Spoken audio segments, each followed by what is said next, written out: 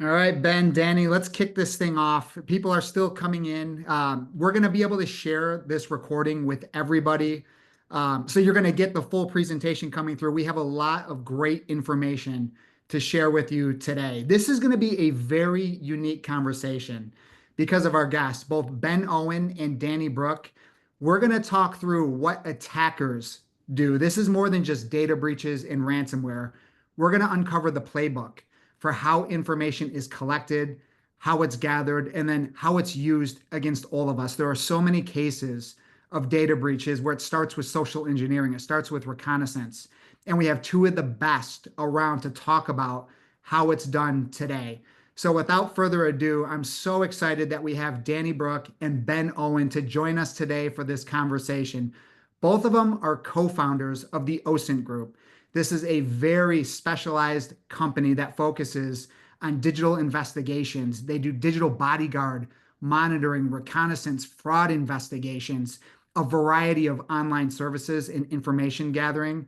And their backgrounds are absolutely incredible. Danny Brooke was a member of the UK Metro Police. Danny, I think you joined at what, 18 years old? You had over a decade doing that. Danny is also a published author and has appeared with Ben on a reality TV show called Hunted. That is huge. If you ever have an opportunity to check it out, take a look at it.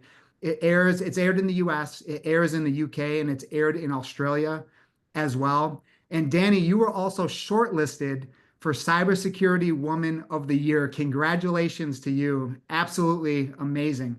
And then we Thank also, you.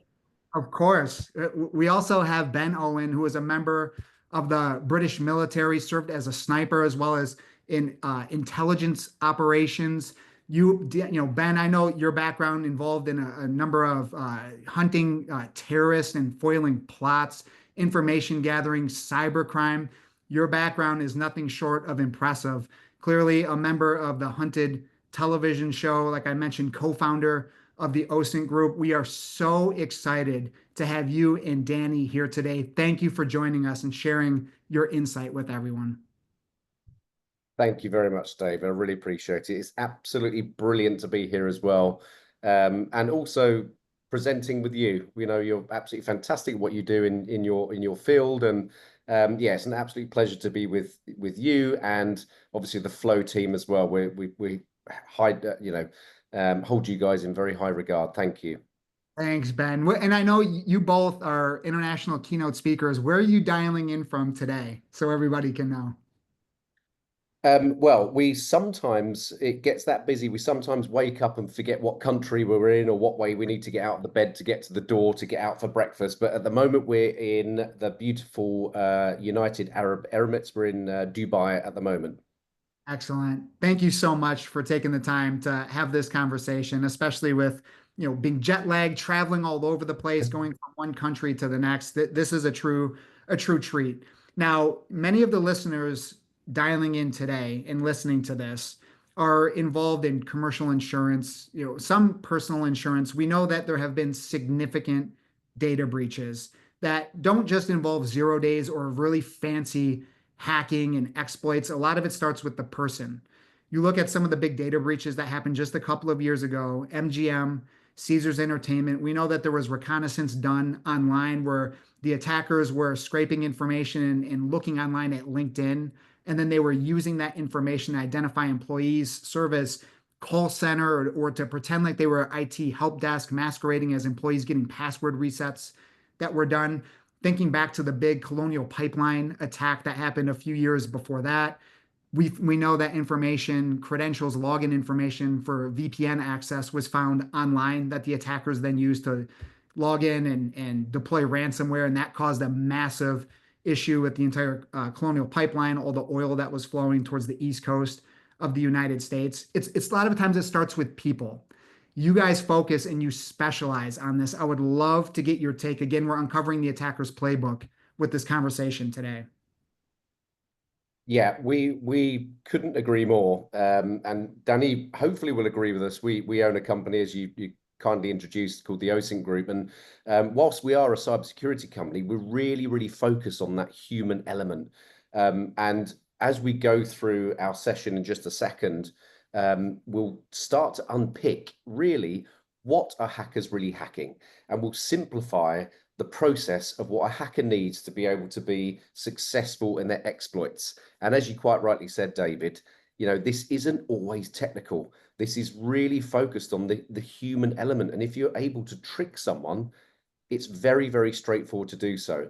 But we're more than happy now, if you're happy, David, to share a few slides and run through a few examples. And then what we'd love to do after that is just switch over to the browser and visually show you guys what sorts of things hackers are looking at in terms of being able to scratch away at the digital surface and the information that they're actually looking for to be able to deliver that hack. Awesome. Okay, so I'm just going to share the screen with you guys now because, well, mostly it puts me on track so I don't talk for too long, because I know David and the Flow team have got some questions after just to get some thoughts going around here. But what we really want to focus on just for the next 15 or 20 minutes is what are the current cyber threats that we're looking at the moment? Once again, as David said, let's try and strip back for a second the technical, for want of a better word, the technical jargon. Let's simplify things and really think about what we're looking at in terms of hacking. But before I do that, in actual fact, David done such a fantastic job. I don't think we need to spend long introducing ourselves, but as tradition goes, ladies first. Over to you, Danni. Thank you. Yeah, David, you made us sound way cooler than we are, but thank you very much. My name's Danni Brooke. I'm the co-owner and co-founder of the OSINT group. As Ben said, we're pretty unique. We like to look at the human element, which is something we're seeing quite a lot at the moment. It's a massive threat. But prior to my time in cybersecurity, I was actually a cop, and I guess, and without showing my age, I guess you could say I was a social engineer before we had social engineering.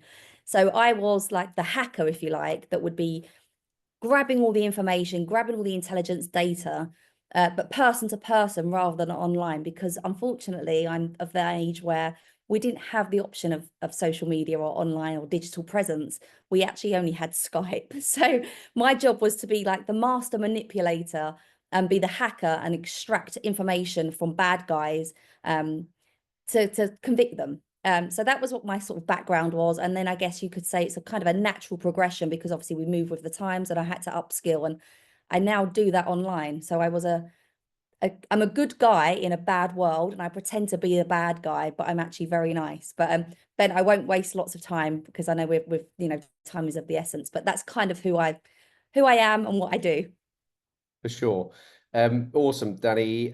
For me, I just want to firstly point out I'm not smiling there, but I do smile, as you can see. So apologies, I look quite miserable here. But my name is Ben Owen. Again, David's done such a fantastic job introducing us. Most of my career has been in intelligence gathering. I started in the military at the ripe old age of 17. I served in the Second Gulf War with lots of my American colleagues back in 2003, which makes me feel old as well. But most of my career was actually in the intelligence services. And much like Danni, it was physical intelligence gathering. But for the last 10 years, it's been digital. One quick statistic before we move on. Interestingly, if we look 10 years ago, 80% of intelligence was collected physically, 20% digitally. You can literally flip that on its head now. 80% digital, 20% physical. So whilst that's just a statistic, it might not mean too much. That actually tells us the amount of information that hackers have at their disposal in terms of digital information. As David said in the opening comments there, really hackers need that information to be able to hack into the systems, whether it's through social engineering or a more sophisticated approach. But I'll hand over to Danni here, because this is a really interesting part about really, again, stripping back the technicalities. What are hackers really hacking? Thank you.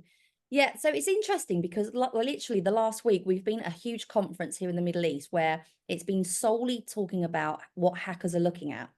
And yes, we do still get the hackers that go up against the major infrastructures that are very secure, and companies spend hundreds of millions of dollars on protecting their business in that essence. And we also spoke about how, they'll have the best people on the doors of their companies. You walk through security, there's the arches that you have to walk through, there's the best of the best, and there's lots of money spent on that. But actually, when you strip it back, and look at what a hacker does and who a hacker is, that was quite a mouthful, who a hacker is, they're just masters of manipulation. They are literally genuine tricksters. And you have to remember that hackers they are experts in their field. And as David mentioned there, when we look back at the Vegas hacks, that was person to person. There was nothing particularly technical, or I won't say not clever, because it was quite clever, but there was nothing particularly technical in that procedure, and it was hugely successful. We know, because we have some inside knowledge, that there was not only one casino that paid out hundreds of millions of dollars, there was several. All of the casinos were attempted, because why would you only go for one if you can go for all of them? But you have to remember, you have to think like a hacker. And for a hacker, there's what we like to say, and this is really cheesy and probably crazy British. They have 3 key ingredients, and it's like baking a cake. And I always say to Ben, please change the picture of the cake, because it's really boring and dull. But hackers need to make sure that they have enough information about you to make it believable. So be believable. They need to strike, they need to take action against you when emotion is playing a part of it. So E. And then we have to think about the time that they take that attack, is T for time. So we say bet. So believability, emotion, and time. That is a hacker's guidebook. They need to learn you inside and out, upside down, back to front. They need to make sure they can play on your emotions, whether that's children, family, monetary value, or something you're doing wrong that you maybe would not like people to know about. So blackmail opportunity. And timing. When can they approach you with what they have at a time where you're going to take it seriously? And it's something that we see all the time. You would have seen this week, just in the press this week in Paris, there's the 3rd occasion where a group of hackers, or I would say they're probably a little bit worse than hackers, have attempted a 3rd kidnap of somebody in the public eye. I don't know if you've seen it in the US, but they tried to snatch a crypto king's daughter off the streets and kidnap her. This is their 3rd one, as I said, and the other 2 occasions where they've done this, they know where these people are. They know what time to get them. They know how to, the emotion is the victim's family. This isn't going away, this stuff. And I'm not saying it to scare anyone, but we need to realize that hackers don't have any morals. So anyone here on this call, including myself, including Ben, we're all equal here, and we're all at risk of what a hacker could do to us. We all live our lives online. We're going to continue to live our lives online, because if we don't, we're going to miss out. But unfortunately, this is a hacker's guidebook. They like to know everything about you, and I mean everything. And that includes, unfortunately, your surroundings, family, friends, corporate networks, absolutely everything possible. Sorry, I could talk about this all day. No problem at all. I mean, I won't read through all of these bullet points verbatim, but the digital footprints we all leave behind every single day is astronomical. From what Danni just said there, literally that poor lady that was, they attempted to kidnap her literally in the last 24 hours would have been possible purely down to the digital footprints that she's leaving, or those around her are leaving, to give the home address and, method of travel, pattern of life, all of that kind of stuff. Yes, granted, everything you're looking at here is mostly privileged data. So in so much as only, law enforcement, intelligence services can access this data, but we know for a fact that this information is being stored. Therefore, it is hackable. If we look at the 3rd from bottom bullet point, we're only going to focus on this today in terms of open source information, social media interactions, but we're going to go broad at that as well. But you can see how much data we're leaving around. As Danni and David said there, we're in the UAE, we're in Dubai at the moment. We've been at a really large conference the last few days, and we gave an example here, and we're going to use it again because it's such a good one. But breach data, yes, we mentioned this is easy pickings for a hacker.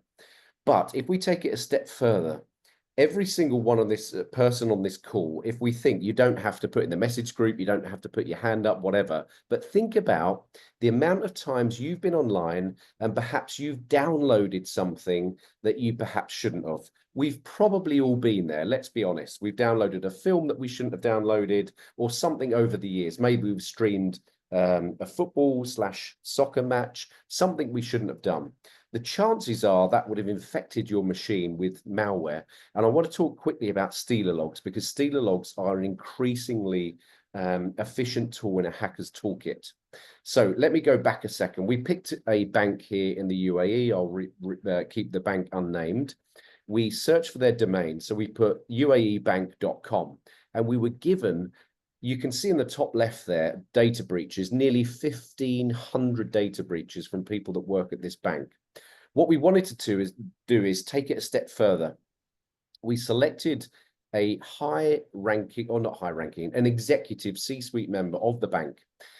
We identified their email address, and then we actually found out that their personal machine was infected with stealer logs. You can see here, I've got the sort of the black section in the middle here, breached on alien stealer logs. So now if we go to the next slide, what we were easily able to do, and this is a database, yes, we pay for the data on this database, but we're the good guys, but also bad guys can get access to these databases. They're not solely for the good guys. So if we can get access, anyone can get access. But as you can see here, we've now gone to his personal machine. On the left-hand side, this is just a sample, by the way. There's hundreds of these websites that we can now view that this chap is signing into with the corresponding login details, with the corresponding passwords. And you can hazard a guess. I would say 95% of his online accounts that we can now view, this person is not using MFA. So we could easily log into any of these accounts and literally go to town on these. It's really, really straightforward. I just want to go to this very quickly because I'm conscious again of time, and I want to pass back to David, and I want to get to the live demonstration. But when we get to the live demonstration, I should have said previously, what we don't want to do on the live demo is show you personal details of individuals for obvious reasons. So we've put this particular section in the PowerPoint because we don't want to leak personal details. But what you're looking at is, obviously, as it says here, a Strava route of an individual that is openly sharing their Strava routes. Now, a hacker really wants to get your personal details in so much as your email address, your personal identifiers, something that's unique to you, emails, phone numbers, SSNs, physical addresses, all of that thing, those things that are specific to you. Once they have that, and we'll see just in a second, they can literally unravel your digital environment very, very quickly. So I'm just going to stop sharing there. I'm going to reshare my browser, because what I want to do quickly before handing back to David is just show you visually how easy that is for someone to do with a few readily available open source investigation tools. What you're looking at now is just a very small sample of open source tools that hackers have available to them.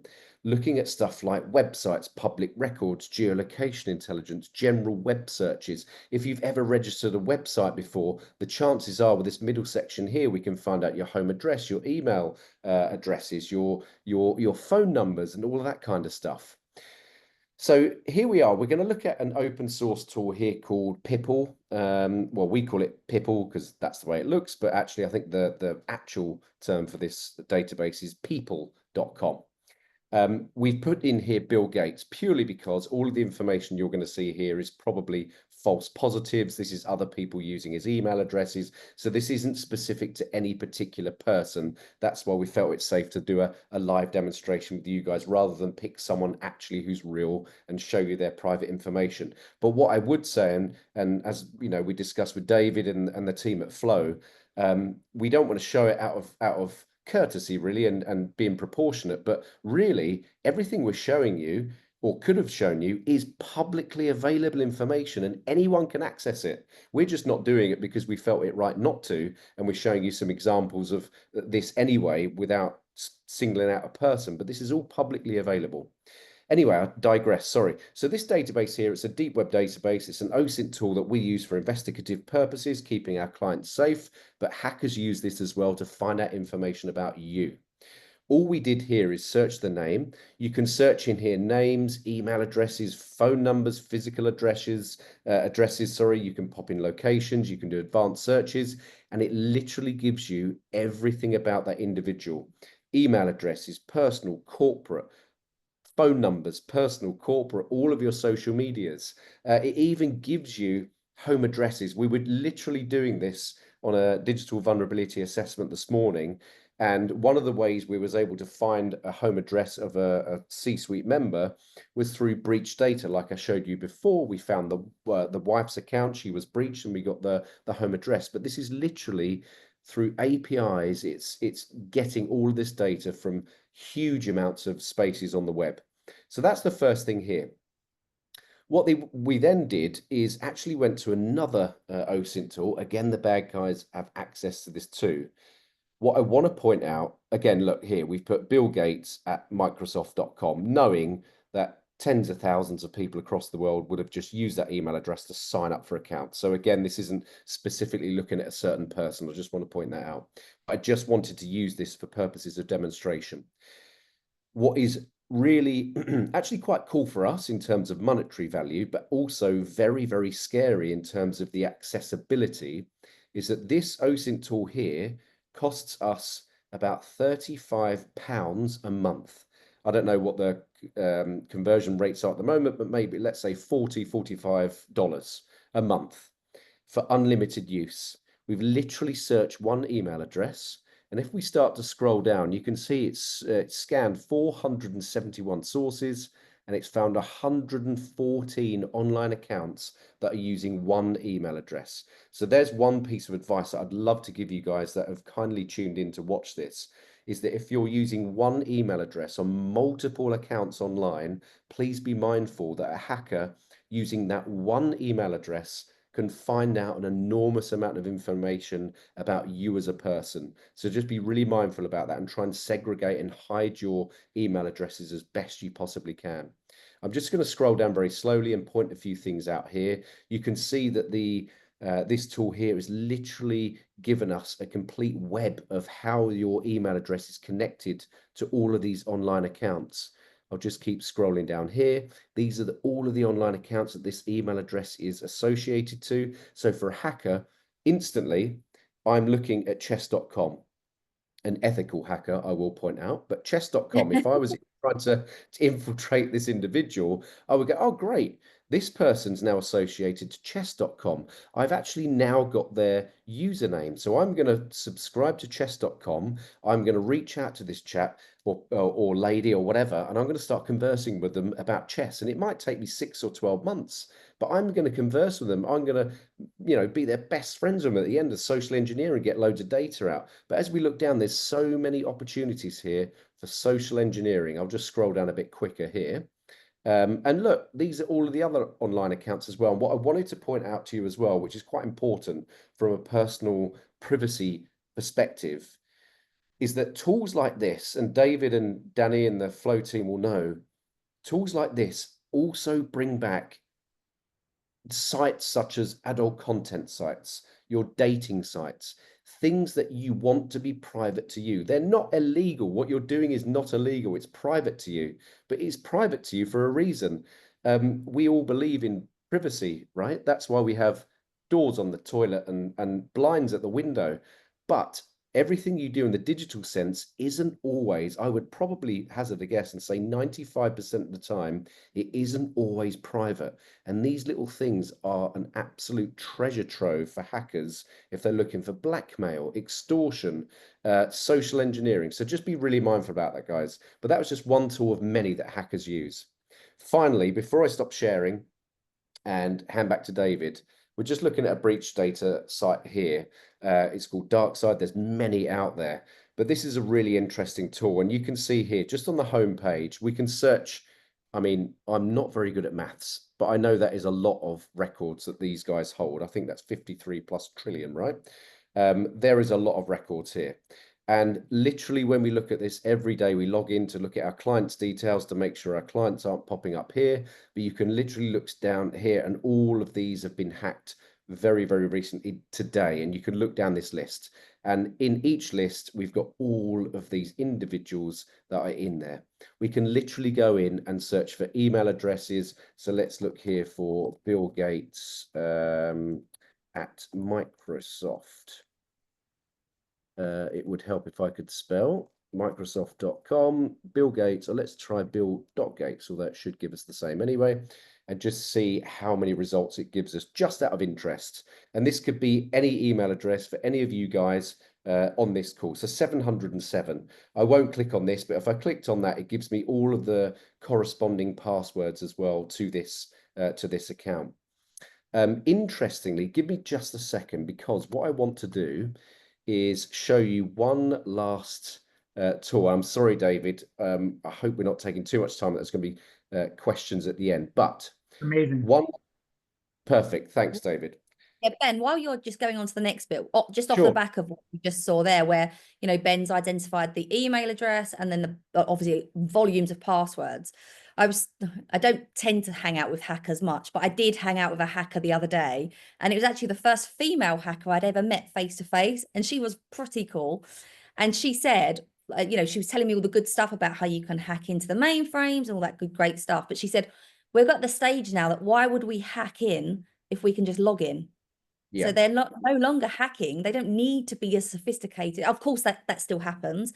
She said, but we don't need to do it. If it's for monetary value, we just literally take over their account. And Love that. it was really powerful, because she said, literally her words were, why would you hack in if I can log in? And I said, that's why you're good at what you do. And of course, they're experts. That is that's their job. So I just wanted to add that in, because I thought it was quite powerful. And I was like, yeah, I like it. And it's obviously resonated with me, because I'm still talking about it a week later. Lane of least resistance. That's what they always Yes. say. Lane of least resistance. Get in, get out, and get the money. Okay, finally, and I apologize, David, we've gone a few minutes over the 20 that we promised. But what I want to do here is just show you guys, again, that are very kindly logged in today and that might be watching this recording in the future, just how easy it is to uncover private information that you think you've obfuscated when you upload it to the web. So I'm just going to load up here. Hopefully you can now see this document. This was actually from Reddit, right? So we looked at Reddit just literally for our open source intelligence training examples, and we found this one where someone has uploaded their document, say, oh great, this is a UK person, I passed my theory test, blah blah blah. Everyone does it. You know, I've got this certificate for this, or I've joined this new job and here's my pass. And they think they've obfuscated the information, but really they haven't.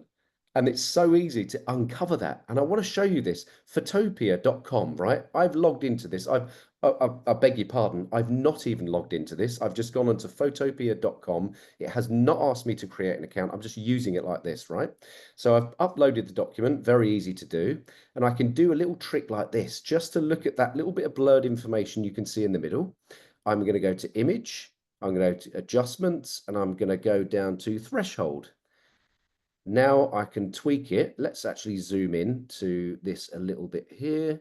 So again, we think we're hiding information by doing this, and as you should, but with free online tools that I've not even signed into, I can literally uncover the information like that. Look at that. And I've now got the full driving license number for this individual here. Just, I mean, how easy was that? I'm not even logged in. It's not technical. It's completely free. And now I've got an identifier, and a hacker thrives off identifiers. Like I said before, they want your personal identifiers. Anyway, David, I'm so sorry. We run over very, very slightly there. So I've stopped sharing, and I'll hand back to you, sir. And that was amazing, Danny. That was amazing. And it just shows you think you're doing things that are, like you said, adding a layer of privacy and, you know, redacting information. And all it takes, there's nothing sophisticated that was done there. You're just simply changing the contrast or the brightness, and it uncovers Exactly. what unbelievable.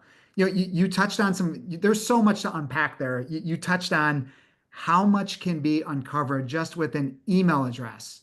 And you stressed it. You can't use that same email address for all the different things that you're doing online, because one little piece of information can uncover all the things that you're doing across the Right. entire internet. And you can't, when you're using a site, vouch for their security.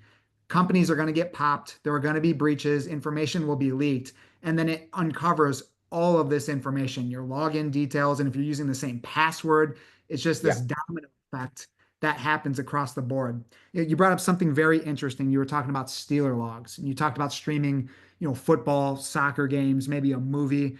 I've seen Steeler logs where people are sharing computers at home. You're using your laptop. We're all logged in on laptops here. You're using it, but maybe the children are using it to go onto Minecraft or Roblox, and they're downloading all these skins and packs and things that they use in the game, and they're all free. Sometimes they're free for a reason. They may be downloading something that's going to have a Steeler log in it. And then when you're using that same computer, either for work or for other personal things, maybe it's banking, online investments, anytime you're saving for convenience, the password, the username in your browser, that Stealer log is grabbing all of that information, isn't it? It's grabbing anything that you're saving in the browser and Yes, sending it right back to the correctly. attacker. Yeah. Do Yeah. you recommend not sharing or saving that information in the browser? What's your take on that for ultimate security? Yeah, 100%. I know, what we always try and speak to our clients about is think about this. If it's easy, it's not secure.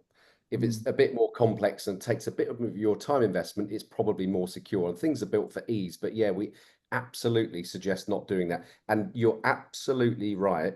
If you're in a family unit and perhaps you share a family PC or a laptop, you can't vet what other people are doing on that laptop. And you're absolutely right. And actually in the Stealer logs, in the example that we showed there on the PowerPoint, we found on the login credentials different emails where it's different members of the family using that computer, but no one knows it's infected. And it might have been the teenage child that's done it. It might have been the adult that's done it. No one knows, but it's infected. And everything everyone in that family's doing on that computer is being logged. So yeah, we would absolutely recommend not saving anything into your browsers. That would be highly recommended. Thanks, Ben. And I know you shared the Strava map. It shows the routes that people are going on, maybe when they're bike riding or when they're, jogging, going for a walk, things of that nature. It makes me think of the risks around social media. Snapchat is so big for kids. It's big with, the middle school, even elementary, certainly with high school kids. And there's a location, a real-time location sharing element that's built in the Snapchat. It makes me think the vulnerability and how much you're sharing that could be for a stalker or for some type of criminal that's targeting children.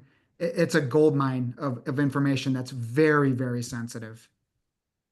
Yeah, Yeah, agreed. it's something we've seen in the UK, haven't we? Like there's been issues with particular stalking and blackmail opportunities. And unfortunately, I don't know now, but back then, maybe 5 years, 6 years ago, they weren't that particular platform weren't very they didn't like working with the good guys. They just said, look, it's private. If they they know the rules. If they want to click the setting to share, that's up to them. Their user, they were on the user side, which is fine. But when you're looking at it from another perspective, we didn't agree and they didn't agree. But I get where they're coming from also, because of course they're doing what they need to do. But I guess the Yeah. more we talk about these things, the better, because the more we talk about it, the more it's in the forefront of our minds. And also, I had this conversation the other day with someone where we was talking about who reads the terms and conditions when you sign up to these platforms. Very few people read them, understandably, because they're very long for a reason. And it confuses people, but they're covering themselves because they're clicking the button, they're putting it out there, and you're clicking the button, so you're taking the responsibility. But as people in the world of cyber, in the world of, we get it, we understand how this world works. Not the average person does, because they understand their industry. We wouldn't understand their industry, but they do. So we have to keep talking about it to try and make people understand and strip, like you said earlier, like strip back the jargon and let's put it into simple terms so that everyone gets it. Because for us, even sometimes we'll be in conferences and people will be talking in these really long terms, and you're like, I don't even know what that is. That's so long. What does that mean in layman's terms? And then when they explain it, you go, well, why didn't you just say that? Stop confusing everyone. So yeah, that's Snapchat's a particularly difficult one because, and again, it's a popular one and kids want it. They want to use it. And we have to remember, it's not always the kids that are, or the younger people in the family that are targeted. It might be the dad or the mum who's got a really powerful position, but they're just using the child because, as Ben said, they're the lane of least resistance. Yeah. Danni, you mentioned when you were presenting earlier about the kidnapping or the attempted kidnapping that was taking place here in the I have seen in the headlines a number of spoofed or fake kidnappings where they are identifying a child and they are getting online information, vocal recordings, voice recordings, and they're using AI to generate Yeah. a distressed call to the parents. What's your take on how things are advancing? I know you talked about where things were 10 years ago, where we are now, that flip from getting 20% of information online to 80% online. AI is playing a role in these attempted extortion, the deep fakes that are being done, the Hong Kong money transfer that took place several months ago, where everybody on the screen was all artificially intelligence produced. They were deep fakes except for the person that they were targeting, that was in the finance department or accounting department. What's your take, and what can people do to better protect themselves or look out for those types of threats? Yeah, I mean that the Hong Kong scenario was just absolutely horrific. I've done quite a lot of research into it, and it's really the person, the victim of it. It's just not cool what it's done to their life. It's really sad. But interesting, our daughter actually went traveling around the same time, as you said, where there was these these fake, "Mom, I'm in distress. I need you to send me some money. Quickly send it to me now." And they're spoofing WhatsApp accounts. And as we said, hackers don't have morals. They don't care. They just have an outcome, and it's their job. Our daughter went traveling, so we actually were, as you can imagine, parents concerned. We put absolutely every security thing in place for her, but we made sure that we had a safe phrase that we used, so that we could confirm if she was in actual trouble, she would say something, and then only we would know that, and no one else. You'd never be able to guess it. That I know that's different because it's our bread and butter. That's what we do. But we had a particular phrase that she would only say to only myself or to Ben, because we're the only people that know the phrase. Then we know it's genuine and she needs help and to get her out of there. But thankfully, touch wood, we didn't have to do that. But I think as parents, we have got to start thinking about these things, because they are happening. And not even just parents, to be fair. We see it all the time with family members, older family members, who are getting stuck online, where they're getting told they owe money and they don't owe money, and older generations, they don't understand that it's a scam and they pay the money. But yeah, passphrases was our favorite thing with our daughter when she was traveling, just because it gave us a good knowledge that if she would just say the thing, and then we'd be like, no, she actually needs us, and we can act now and Yeah, not wait. really It's a effective. Simple stuff. Yeah, just keep it simple, but very effective. It's being proactive. It's thinking about these things ahead of time, so that if should it arise, should that you get that horrendous call, you'll be prepared in that moment to be able to identify whether it's legitimate or not. And it's always such a struggle, because as parents, you wanna brag about your kids, you want to share information, that video, that school that they got into, that great game that they played, whatever it may be. If they won the spelling bee, you're giving away information about the school that they go to. You talked about Yeah, time, location. It's such a struggle to not overshare, but still be able to, brag, and not brag, but show, how much you care, and how much you're supporting your children. It's always that balance, because you're putting something out there and you don't know who's looking for it. We did yeah. get a question from the audience, and we touched on it a little bit, but maybe we can talk more through the corrective action here. What is your advice for someone who has passwords already saved in their browsers, but maybe has followed poor security practices? So let's say they're in there, they're saved for convenience. Maybe they're not doing all of the things that they should Yeah. be doing. What can they do to go back and rectify, or to create a better situation for themselves online? There's some simple stuff you can do in the browser. You can go into the browser, and I mean, we don't have time to go through each step today, but you can literally Google, depending on what browser you're using, whether it's Chrome, Firefox, Brave, whatever, you can search for the instructions to do this. But you can delete all of your browser extension history and cookies and things that are saved. You can do that. So you can get rid of that. That's very straightforward to do. But one thing I do want to just stress for anyone that's not using good password management, honestly, it takes a bit of time investment. You might want to set a weekend, or not a whole weekend, but maybe set a Saturday aside, or a day off in the week that you might have, or a morning here and a morning there. But literally go through all of your online accounts, be your own digital spy, find out how many accounts are out there about you, and literally lock them down. Use unique passwords on every single account. Don't save them in the browser for convenience. Remember, convenience is not safe, in the most part, of course. But yeah, you can go in there, you can delete them, and get rid of that in your browsers. But also, good password managers with good password management tools such as Bitwarden, Proton Plus. You can have unique emails, unique passwords. Yeah, so that time investment initially is a bit of a pain, but in the long run, it will save you a lot of stress. Thank you, Ben, for sharing that. You guys showed how much information is exposed online, looking at these different people aggregator and information aggregation sites like Pipple, where it takes everything that it found, that password or that phone number, and it just brings it all together.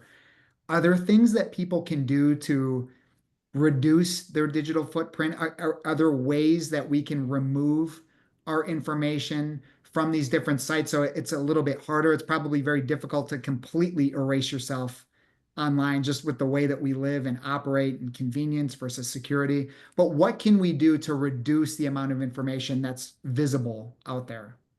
What are your thoughts? Yeah, another great question. We get asked this question a lot.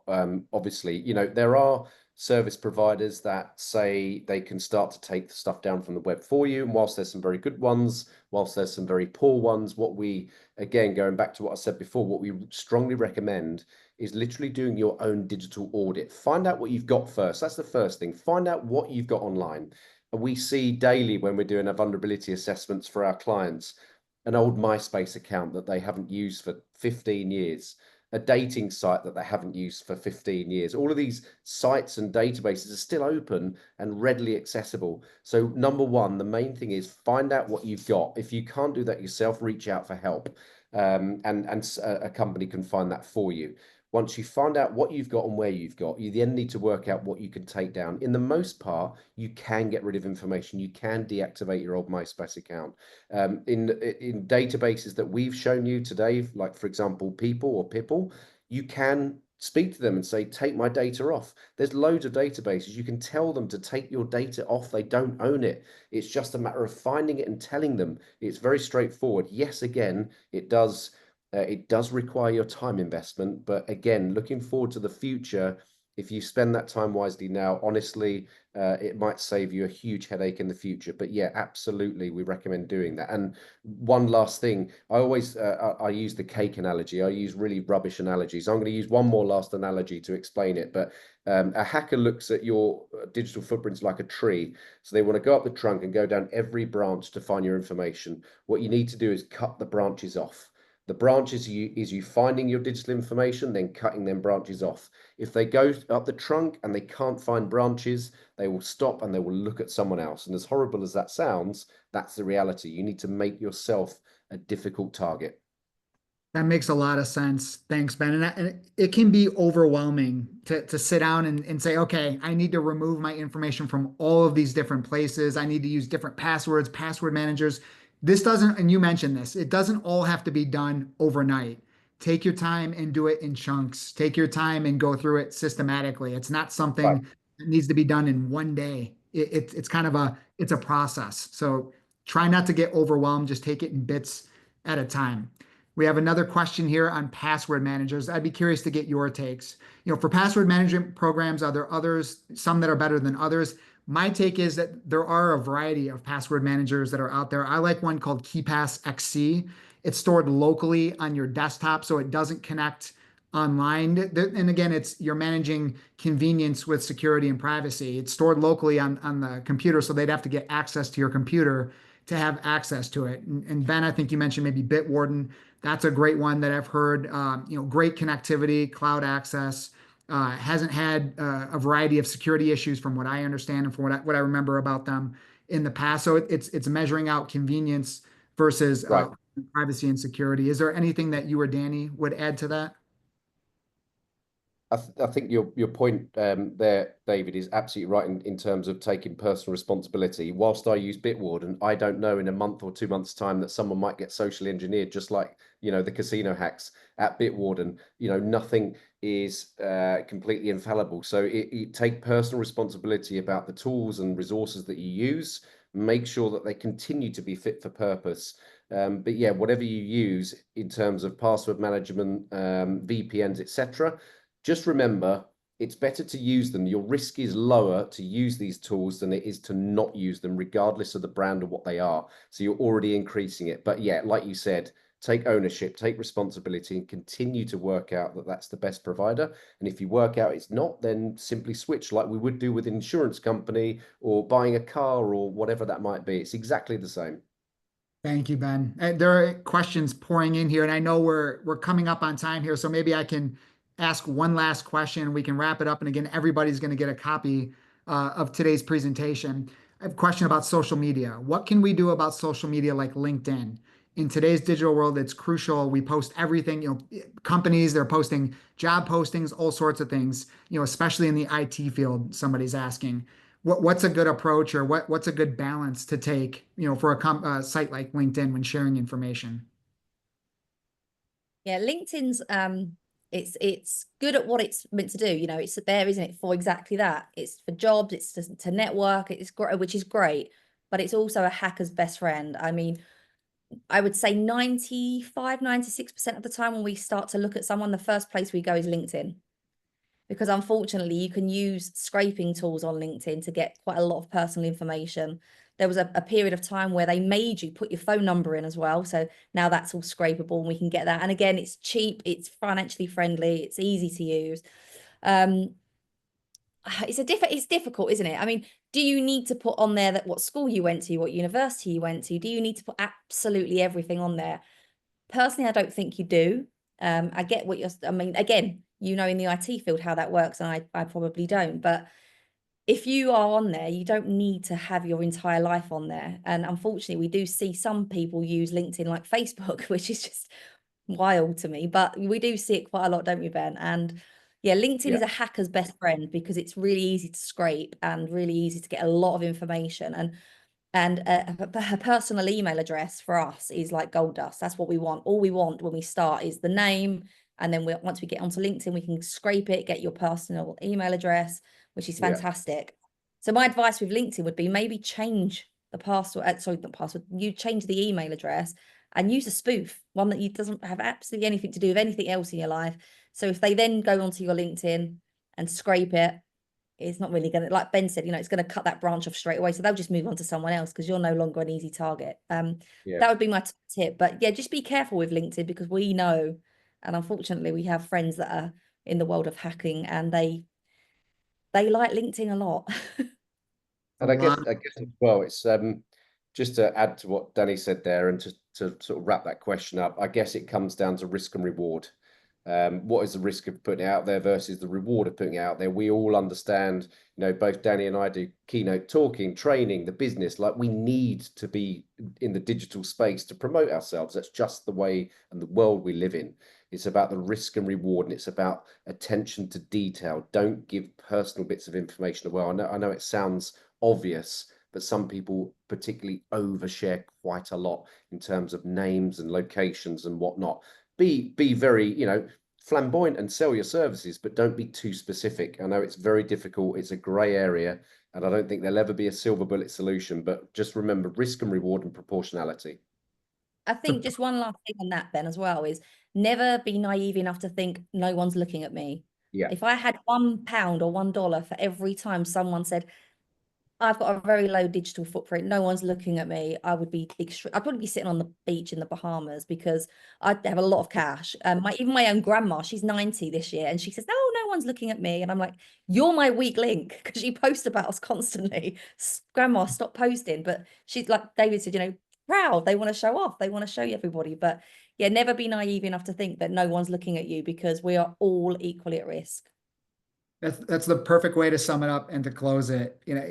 We see that on the business side too. The organizations will say, well, I'm a small company, nobody's looking at me, or I'm not the target. And that's just not the case. It's true in the business world, and it's true as individuals, as consumers, as people who operate and live online. So be careful, just understand the threats. It's a balance between, like you said, convenience and risk. And with all of those things, it can make you more secure when taking some of these tips and tricks that Ben and Danni have shared with us. It will allow us to be more secure as individuals, and certainly more secure as employees of organizations that we work for. So Danni, Ben, I thank you. I know we went a little bit over today. There was so much great content and information that you shared. It's certainly eye-opening to see all the different ways that dots are connected that can lead to account compromise, that can lead to stalking that can lead to all sorts of digital threats that we have to watch out for. It was phenomenal information that we can take with us. I want to thank you both for taking the time today and sharing your expertise. Everybody's going to get a copy of this. And if there are any follow-up questions, feel free to reach out. We'll make sure that we answer every question that you might have. Thank you so much, everyone. And we're going to see you on the next one. Thanks, everyone. Bye-bye. Thank you.